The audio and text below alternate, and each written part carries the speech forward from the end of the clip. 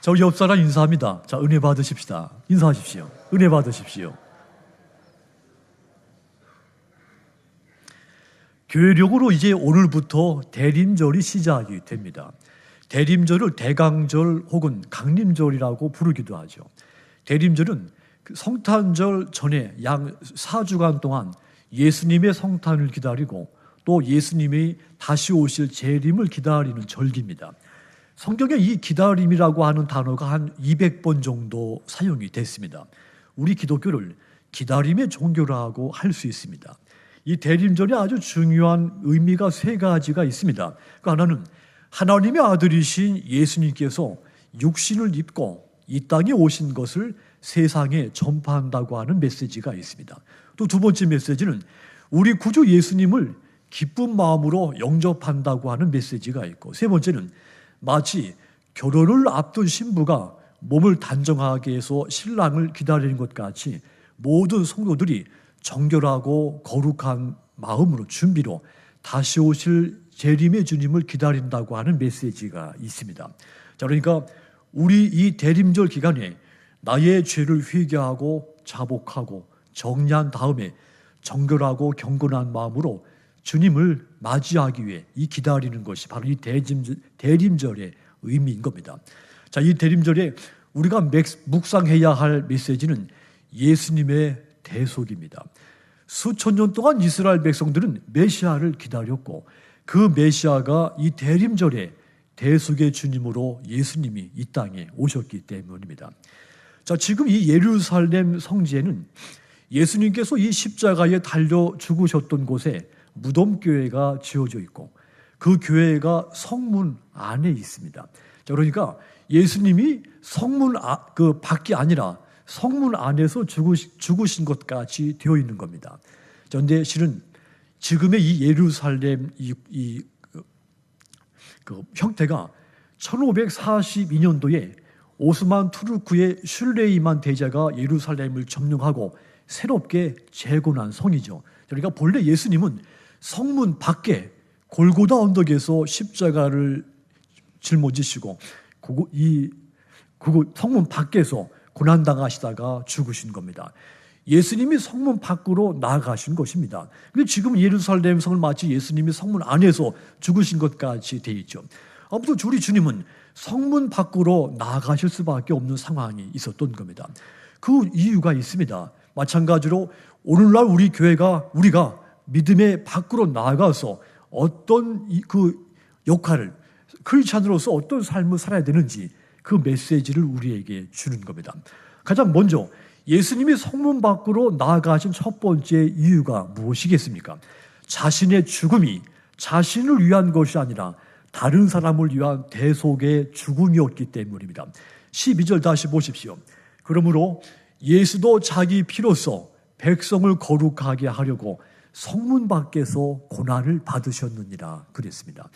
예수님도 성문 밖에서 고난을 당하셨다 했습니다. 예수님께서 자기 피로 그의 백성들을 거룩하게 하시려고 죽으신 겁니다. 자, 그러니까 예수님이 성문 밖으로 나아가신 이유는 이 십자가에서 죽는 것이 내 죄 문제를 해결하기 위해서가 아니라 다른 사람의 속죄를 위해서 죽어야 했기 때문에 성문 밖으로 나아가셨다는 이야기입니다. 구약시대 대속죄일 때는 대제사장이 염소 2마리를 선별해서 한 마리는 속죄 제물로 바치고 한 마리는 이 광야로 내보냈습니다. 그것이 레위기 16장 9절과 10절의 이야기가 있습니다. 거기 다시 보시면 아론은 여호와를 위하여 제비 뽑은 염소를 속죄제로 드리고 아사셀을 위하여 제비 뽑은 염소는 산채로 여호와 앞에 두었다가 그것으로 속죄하고 아사셀을 위하여 광야로 보낼지니라 그랬습니다. 자, 이 대제사장이 염소에게 손을 얹어 안수하고 난 다음에 광야로 내보냈다고 하는 겁니다. 그 이유가 있습니다. 모든 백성들의 죄악을 이 염소에게 전가시켜서 백성들의 죄악을 성문 밖으로 멀리 보낸다는 뜻이 있는 겁니다. 똑같이 예수님께서 바로 그 염소같이 성문 밖에 나가셔서 십자가에 달려 죽으신 겁니다. 주님의 죽으심이 자신을 위한 죽음이 아니라 바로 다른 사람들의 죄악을 짊어지신 대속의 죽음이신 것입니다. 이 사실에 대해서 이사야 선지자가 선포를 했죠. 이사야서 53장 5절 6절 보시면 그가 찔림은 우리의 허물 때문이며 그가 상함은 우리의 죄악 때문이라. 그가 징계를 받음으로 우리는 평화를 누리고 그가 채찍에 맞음으로 우리는 나음을 받았도다. 우리는 다 양 같아서 그릇 행하여 각기 제 길로 갔거늘 여호와께서는 우리 모두의 죄악을 그에게 담당시키셨도다 그랬습니다. 주님이 우리 모두 죄악을 짊어지시고 대속적인 죽음을 당하신 것입니다. 하여 저와 여러분이 구원과 용서와 생명을 얻을 수가 있게 된 겁니다. 이것이 우리 기독교 신앙의 핵심입니다. 우리의 신앙은 반드시 예수님께서 십자가에서 대속적인 죽음을 당하신 이 사건 위에 우리의 신앙은 이 바탕 위에 세워져야 되는 겁니다. 나의 신앙의 고백 가운데 이 사실이 빠졌다면 우리는 신앙을 갖고 있는 것이 아니라 신념을 갖고 있는 겁니다. 주님의 대속의 십자가가 저와 여러분들을 구원하셨기 때문입니다. 그러므로 사랑하는 여러분들, 이 대림절에 성문 밖으로 나가셔서 십자가를 지고 다른 사람의 죄를 대속하신 그 예수님을 간절히 기다리시는 대림절이 되시기를 주님의 이름으로 축원합니다. 예수님께서 성문 밖으로 나가신 두 번째 이유도 있습니다. 성문 안에 살고 있는 그 강고한 기득권자들의 배척을 받으셨기 때문이죠. 물론 주님이 이 기득권자들보다 힘이 없었기 때문에 불강력적으로 밀려서 성문 밖으로 나가서 십자가에 죽으신 것은 아닙니다. 그런 뜻은 전혀 없습니다. 예수님도 이 부분에 대해서는 분명하게 말씀을 했죠. 마태복음 26장 53절 보시면 너는 내가 내 아버지께 구하여 지금 12군단 더 되는 천사를 보내시게 할 수 없는 줄 아느냐. 한마디로 내가 힘이 없어서 지금 쫓겨나는 줄 아느냐. 나는 12군단보다 더 힘이 많고 새도 많고 힘이 센 천사들을 보내서 로마 군인들, 유대 지도자들, 그들의 모든 하석들 다 멸절시킬 수도 있지만 그러나 그렇게 한다면 성경이 예언한 것이 어떻게 이루어질 수가 있겠느냐 그렇게 말씀했습니다. 실제로 예수님은 유대인들과 더욱이 바리새인들, 서기관들 그리고 그들의 하수인들, 공회 의원들로부터 정죄를 받고 배척을 당하셨습니다. 성문 안에서 말이죠. 그들은 유대 사이에서 기득권자들이었습니다. 그들은 율법의 전문가들이었죠. 예루살렘 성전의 리더들이었습니다. 스스로 우리는 의롭다 여기는 그런 자의식이 가득 차 있는 사람들이었습니다. 그들은 예수가 우리들의 이 자랑스러운 기득권, 이 아름다운 전통을 해체시켜 무력시키려고 한다는 이유를 들어 예수님을 정죄했죠. 그리고 예수님을 불경죄 죄목을 덜 씌워서 성문 밖으로 나가 추방을 시킨 겁니다. 이렇듯 성문 안에는 이와 같은 기득권자들이 강고하고 버티고 살아가는 곳이었습니다. 반대로 성문 밖은 죄인들이 허약하게 아무 무능력하게 살아가는 그런 곳이었습니다. 부정하게 취급당하는 사람들은 성문 안으로 들어올 수가 없었습니다. 나병 환자도 들어올 수가 없었고 피를 흘리는 병자들 들어올 수가 없었죠. 부정하게 취급되는 모든 환자들, 모든 일반인들 성문 안으로 들어올 수가 없었고 그들은 운명적으로 성문 밖에서 살아야 됐던 겁니다. 민수기 5장 2절 보시면 이스라엘 자손에게 명령하여 모든 나병 환자와 유출증이 있는 자와 죽음으로 부정하게 된 자를 다 진영 밖으로 내보내라 그랬습니다. 누구든지 나병에 걸린 환자거나 피와 고름이 흘러 나오는 환자거나 또는 시체를 만든 사람이든지 누구든지 이와 관련된 사람들은 다 진영 밖으로 쫓아내라는 겁니다. 레위기 13장 46절도 보시면 병 있는 날 동안은 늘 부정할 것이라 그가 부정한 즉 혼자 살되 따라합시다. 진영 밖에서 살지니라. 당시 규정에 어긋난 사람은 다 부정된 사람들로 취급당했고 그들은 모두 진영 밖으로 추방을 당했습니다. 이 전통이 신약 시대에 와서도 그대로 지켜지고 있었던 겁니다. 성 안을 거룩하게 하기 위해서 성 안과 성 밖에서 살아야 될 사람들을 분류를 시킨 겁니다. 심지어는 화장실도 성 밖으로 설치하게 되어 있습니다. 예수님께서 활동하던 당시 일반적인 인식이 그랬습니다. 성 안은 거룩한 곳이고 성 밖은 부정한 곳이었습니다. 성 안은 자격되는 사람들만 들어올 수 있었고 성 밖은 자격을 갖추지 못한 사람들이 추방돼서 사는 땅이었습니다. 그러므로 예수님께서는 바로 이 성문 안에 이 강고한 기득권자들에 의해서 정죄받으시고 성문 밖으로 나가시고 마침내 그곳에서 십자가를 지신 겁니다. 또한 오늘 본문을 잘 보시면 성문 밖과 영문 밖, 이 표현이 있죠. 12절에서는 성문 밖이라고 했고 13절에서는 영문 밖이라고 했습니다. 같은 말입니다. 영문은 율법 시대에 주어질 당시 광야 시대를 상징하고 성문은 이제 예루살렘 같이 도시가 형성된 시대를 의미하는 겁니다.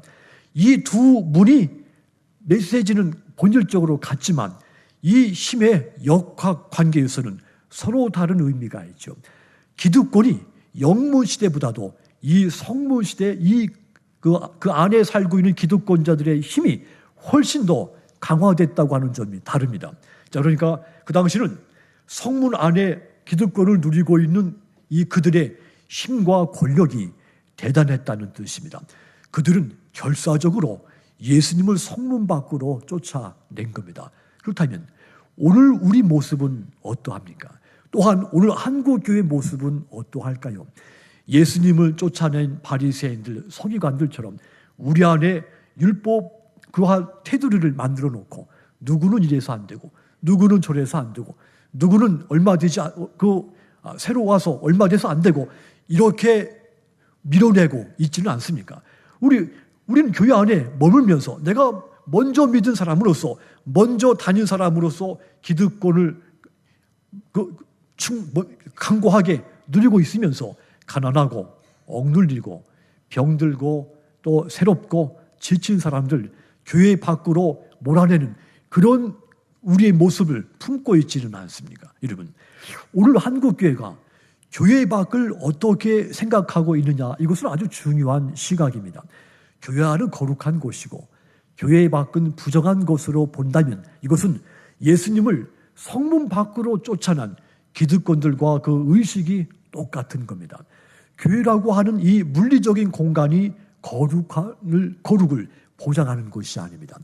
교회 건물 자체가 거룩을 보장해 준다고 믿는 것은 똑같이 예수님을 성문 밖으로 몰아내는 사람들과 똑같은 겁니다. 여러분, 교회 건물 자체는 거룩한 것이 아닙니다.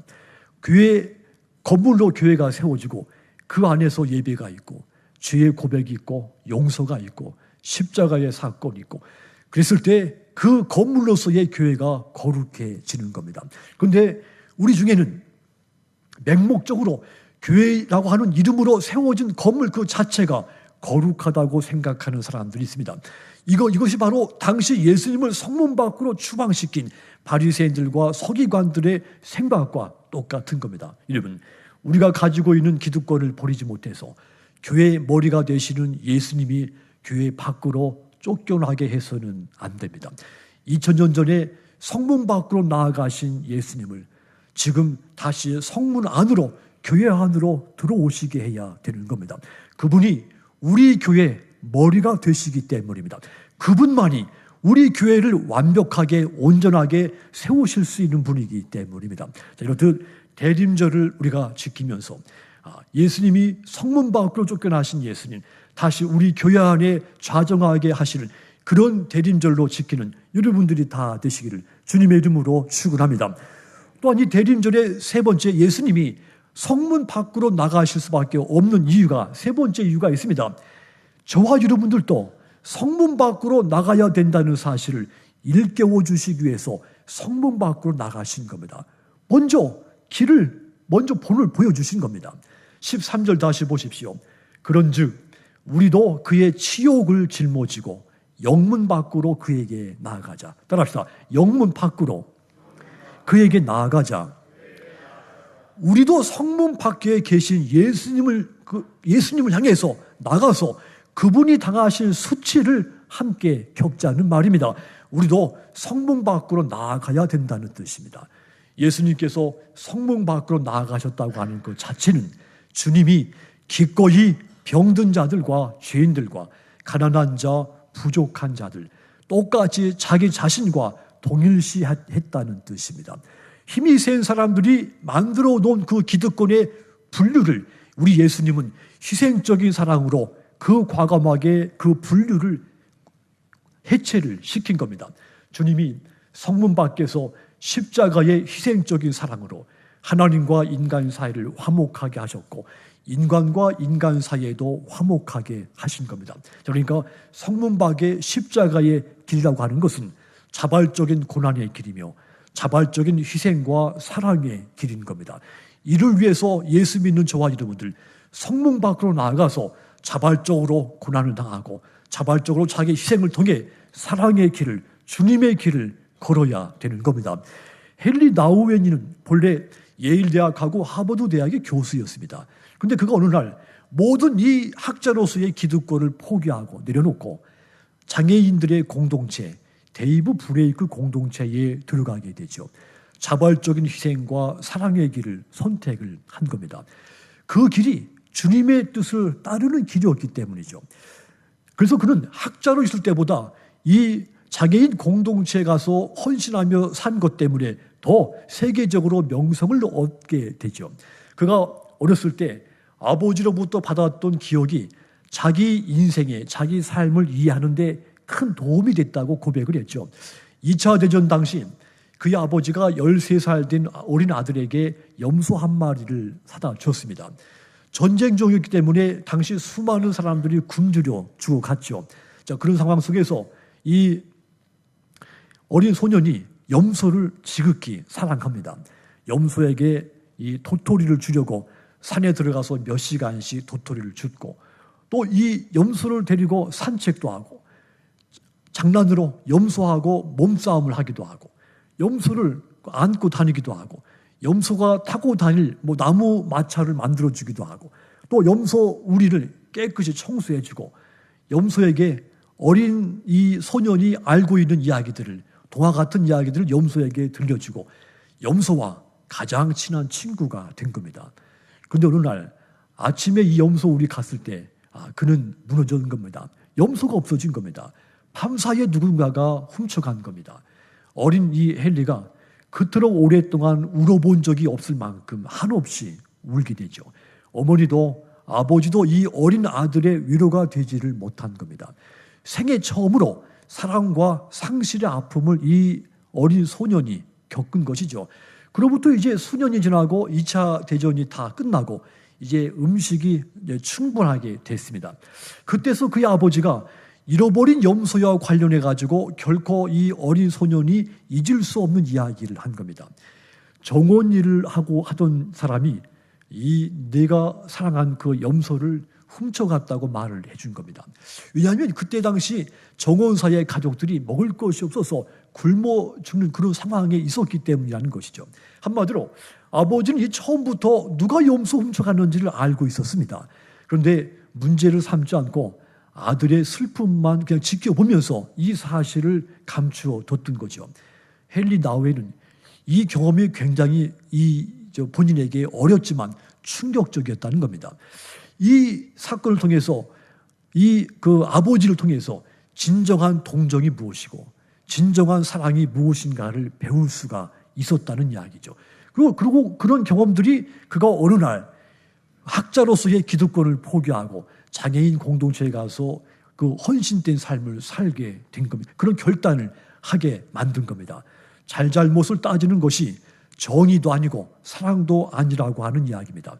분명히 정원사는 옳지 않은 일을 했죠. 하지만 그의 아버지는 그것이 죄라고 정죄하지 않았습니다. 또 그것을 이 아들한테 이 진실을 밝게 된다고 이야기해 주지도 않았습니다. 사랑으로 그 허물을 덮은 겁니다. 사랑의 본질이 이야기된 그 사건이죠. 모든 율법의 완성은 사랑입니다. 우리가 성문 밖에 주님의 길을 따른다면 교회 안의 일만이 아니라 교회 밖의 일에 대해서도 관심을 가져야 되는 겁니다.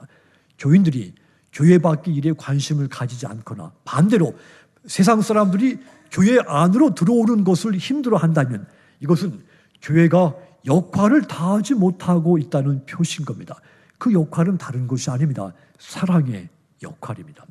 윌리엄 템플이라고 하는 주교가 교회는 세상에서 유일하게 비회원들의 이익을 위해 존재하는 단체다, 이런 말을 했죠. 한마디로 그렇습니다. 교회는 교회 안의 성도들을 위해서 존재하는 것이 아니라 교회 밖을 위해서 존재하는 기관이라는 뜻이죠. 많은 의미를 품고 있는 정의입니다. 교회는 교회 밖에 나가서 세상 사람들의 구원과 사랑을 위해서 존재해야 한다는 뜻입니다. 사랑이 어떻게 진정성을 가지게 됩니까? 자신의 만족을 위해서 자신의 그 인품을 더욱 성숙시키기 위해서 행동한 그 사랑은 진정한 사랑의 의미를 갖지를 못합니다.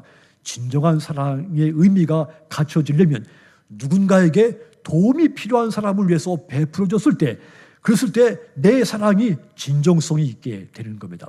그렇다면 여러분들은 기득권이 견고한 성문 안에만 머물기를 원하고 있지는 않습니까? 아니면 기득권을 다 포기하고 교회 밖으로 기꺼이 나가기를 원하지 않습니까? 여러분, 성문 밖으로 나가신 주님을 따라서 자기 십자가를 지고 사랑하는 마음으로 세상을 향해 나가시기를 주님의 이름으로 권고를 드립니다. 이것이 대림절에 저와 여러분을 향하신 주님의 거룩한 뜻이기 때문입니다. 교회는 사랑을 베푸는 신앙 공동체입니다. 왜냐하면 교회의 머리가 되시는 예수님께서 타인을 위해서 사랑으로 십자가를 지셨기 때문입니다. 사랑의 완성은 주님이십니다. 그분의 사랑이 베풀어져야 되는 것이 교회인 겁니다. 예수님께서 이 사랑을 완성하시기 위해서 성문 밖으로 나가신 것 같이 우리 또한 이 사랑을 완성하기 위해서 성문 밖으로, 교회 밖으로 세상을 향해 나가야 되는 겁니다. 그렇다면 예수님의 십자가의 죽으심으로 구원받으신 저와 여러분들 또한 이 사랑을 위해서 세상을 향해 나가서 이 사랑의 증인들이 되시도록 주님의 이름으로 권고를 드립니다. 사랑하는 성도 여러분, 사도행전 21장 5절 보시면 이 여러 날을 지난 후 우리가 떠나갈새 그들이 다 그 처자와 함께 성문 밖까지 전송하거늘 우리가 바닷가에서 무릎을 꿇어 기도하고, 이 말을 쉽게 말하면 이겁니다. 안식일이 돼서 사도들이 성문 밖으로 나가 유대인들의 기도처가 있을 것이라 짐작되는 그 강가에 갔을 때 그곳에 앉아서 모여든 여자들을 봤고 그 여자들한테 이 복음을, 말씀을 전파했다는 뜻입니다. 한마디로 구원과 사랑의 이 복음을 전파하기 위해서, 또 이 구원과 사랑을 실천하기 위해서는 반드시 교회 밖으로 나가야 된다는 뜻입니다. 교회 안에 머물려고만 하는 성도들에게는 이와 같은 구원의 역사, 사랑의 역사는 일어나지 않습니다. 예수님께서 성문 밖으로 나아가신 것 같이 우리 또한 교회 밖으로 나갈 때 비로소 구원과 사랑의 역사가 일어난다는 뜻입니다. 그러므로 기다림의 절기, 이 대림절에 여러분의 신앙과 행동이 교회 밖을 향해 끊임없이 나가서 천하보다 귀한 한 영혼들이 예수님의 사랑과 그 능력으로 구원받게 되는 놀라운 역사가 있기를 주님의 이름으로 축원합니다.